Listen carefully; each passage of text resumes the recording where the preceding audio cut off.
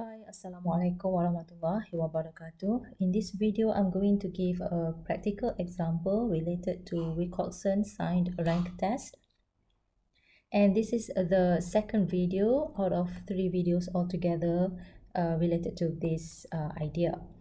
Well, without further ado, here is an example where you have a study of drug abuse in a suburban area, and the investigators found that the median IQ of arrested abusers who were 16 years of age or older was 107. Suppose that researcher is interested to know whether to conclude that the median IQ of arrested abusers who were 16 or older in another suburban area is different from 107. So this statement here tells you how you can construct your alternative hypothesis. The keyword here is different, so we know that the alternative hypothesis is going to have the unequal sign. And then the following table here shows the IQs of a random sample of 15 persons. So this is our sample size, original sample size from the population of interest. What can the researchers conclude if you let alpha equals to 0.05? So this is the significance level. Now to start off, we are going to write down our null and alternative hypothesis. So from the example given here, it gives you a glimpse of what your alternative hypothesis is going to be. And it says here, median is not equal to 107. And based on this statement, we can come up with the null hypothesis, which is just the complementary of the alternative hypothesis. So here m is equal to 107. The next step is to construct our test statistic. Okay, so we need to find what is our test statistic. So here is our data set, and the first step that you need to do according to the procedure of Wilcoxon signed rank test is to find the differences of all the values here with the hypothesized value of median. So 99 minus 107, 100 minus 107, and so on. And these are the differences that you will get. Okay. Once you have done that part, what you need to do is you need to rank these differences here without considering the minus or positive sign. So basically, you are going to rank that absolute values of the differences. Okay, so you don't care about the signs at the front of these numbers here. Now, before we can do that, let us check if we have zero difference. If we have zero difference, for example, this one over here, you need to eliminate this from the data set and reduce the sample accordingly. Therefore, our sample size is 14 instead of 15. Okay, so that is one part done. Now, in order to rank all this position, first of all, you go to the lowest value that you can see. So here is the lowest value, and therefore the rank assigned to this one here is going to be 1. The next value, which is higher than 1, is this value, but it occurs twice without considering the signs. So number 2 here, they occur 2 times. Therefore, according to the procedure of type value, this will be at maybe position 2 or 3, but the actual rank that you have to assign over here has to be the mean of the rank position. That means 2 plus 3 divided by 2, because we have 2 occurrences over here, and you will get 2.5. So the position here will be at 2.5 and 2.5. The next higher value is this one. So this will be assigned. So this is 1, this is 2, this is 3. So this will be position 4. The next one is this one. This is 5. Okay. And then what's the next value? This one, 6. Okay, and this one is 7. Okay. Next, this one 10. This is at position 8.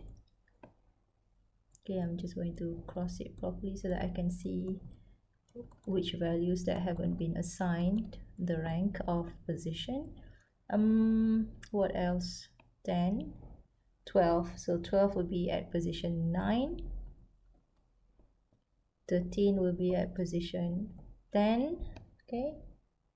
And then you have what else? 13, blah blah. Okay, 17 is 11. 18 is 12. 20 here is 13. And over here is position 14. Okay, so that's it. That's how you rank all the differences here without considering the positive or negative sign. Okay, I'm just going to erase this part so that it looks a bit nicer, you know. Okay, so just erase this one. Okay, so now the next step is to assign the original positive or negative signs to the rank given here. So sign of rank, so sign of this rank basically. Okay, so the rank here is 7 and you assign the original negative sign to it, so it will be negative 7. Similarly, this is the sign here is negative originally you get from the first step, so you will assign to this rank, it will be negative 6. So you know the process, and we're just going to quickly write down everything here. Negative 10, 14 and 1. This is 5 and 9. Negative 4, 13, 2.5, 8, negative 2.5. Over here is 12. Okay, so that's it. We are done with the data set here, and the next step that we need to do is we need to find the value of t plus. T plus here is the sum of all positive ranks. So sum everything here, all the positive value, you sum them up, and that will be the value of t plus. And if you punch in the values into your calculator, you should be able to get this result over here. That is the sum of positive ranks. And then we also need to find the sum of negative ranks.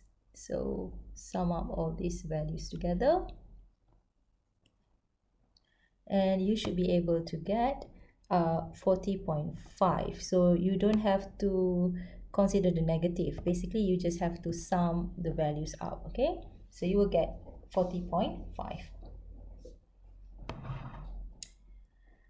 Okay, the next part is since this is a two-sided test, you will choose which one is smaller. So choose the smaller value from either t positive or t negative. Okay, so that will be your test statistic. Therefore, okay, so we can write therefore the test statistic here is 40.5. So this is the second step. Now once we have done that, we can move on to finding the critical value and deciding whether the null hypothesis can be rejected or not. So this is the third step. Okay, I need to find the critical value. So here is an example of Wilcoxon test statistic table. This is quite a simple table really. You just have to go to the desired significance level. So in this case, remember that your alpha is 0.05. So this is two-sided, or if you consider it divided by 2, you can go to alpha 0.025 one-sided. So basically it's the same thing, so it falls into this category. Okay, 0.025, one tail, or two tail is 0.05. And if you look at this, you can see that when n is 14, this is the critical value, t-tab. T-tab is 21. So I'm going to just write here. So when n is 14, t-tab is equal to 21. Now, clearly,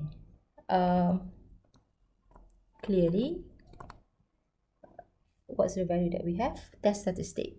40.5 is greater than 21. Or test statistic, let me just write down this properly, or test statistic is greater than t-tab. So therefore, unable to reject H null. Now the process here comes from this general procedure given here. So you can see that for this two-sided hypothesis, you can go to n14 in this case, and you can choose alpha over 2, which is 0.025. But like I said, either that or you can choose two-sided 0.05 from that table. So it will give you the same value of t-tab. So our t-tab there just now is 21. This is the critical value. And our test statistic is this one because this is smaller. We see that the value here is smaller compared to t plus, and you can reject if it is smaller than or equal to this critical value. So that's why in our case right here, you cannot reject H null because the test statistic here is greater than the critical value. Okay, so unable to reject H null.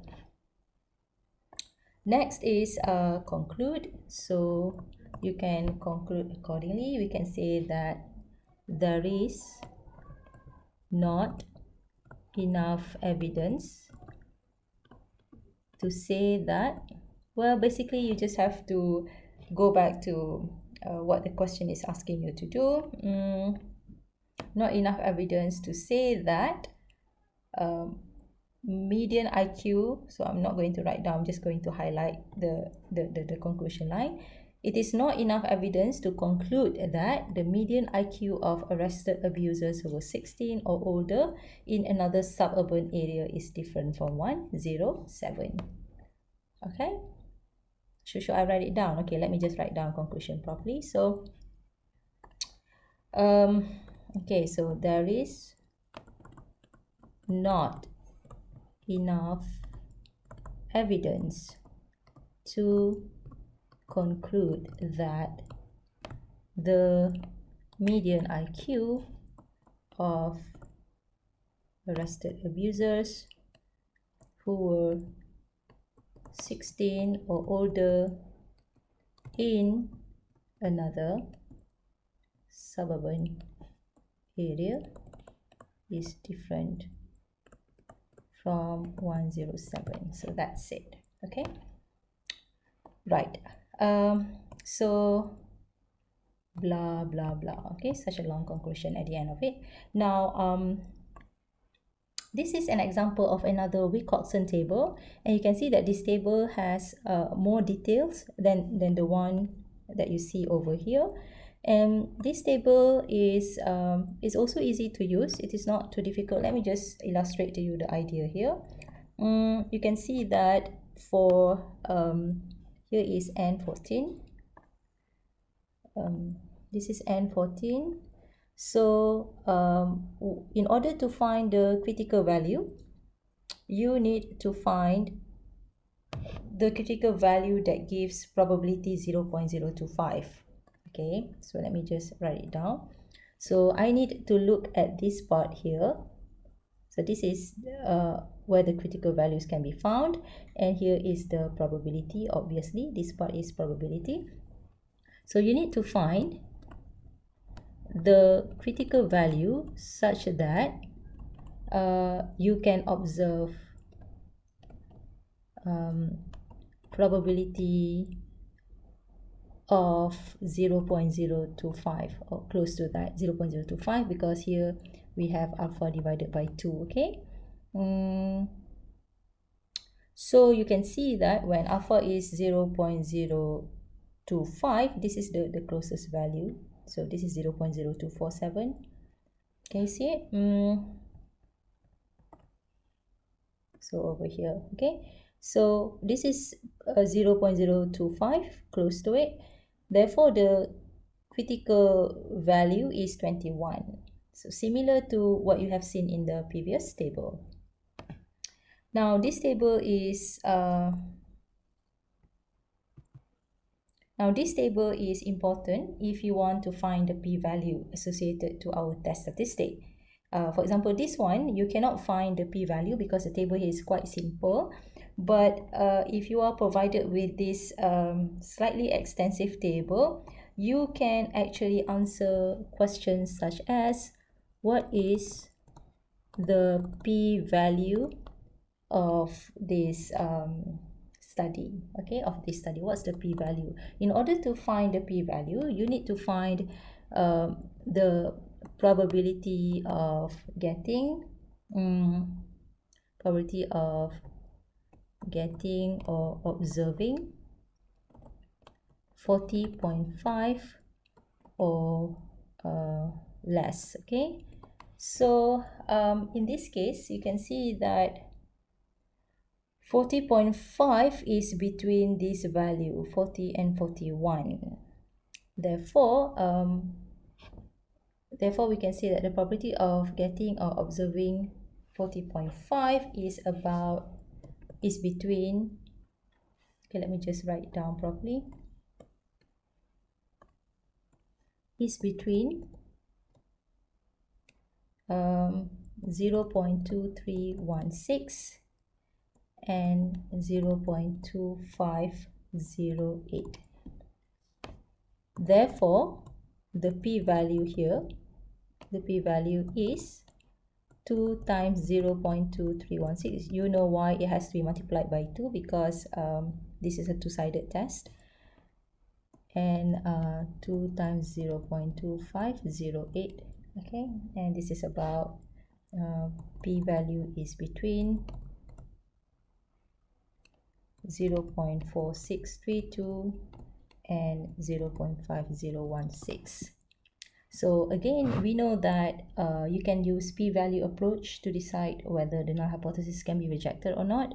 So clearly p-value here is bigger than the significance level. So p-value bigger than alpha. Alpha is again 0.05. okay, significance level. Therefore unable to reject null. So this is just an example of using a slightly different table, slightly extensive table, because it includes detailed probabilities over here, and because of that this table will be useful if you want to answer a question related to the p-value of our test statistic. Okay, I think that's all for now. Thank you very much for watching, and I'll see you in the next video.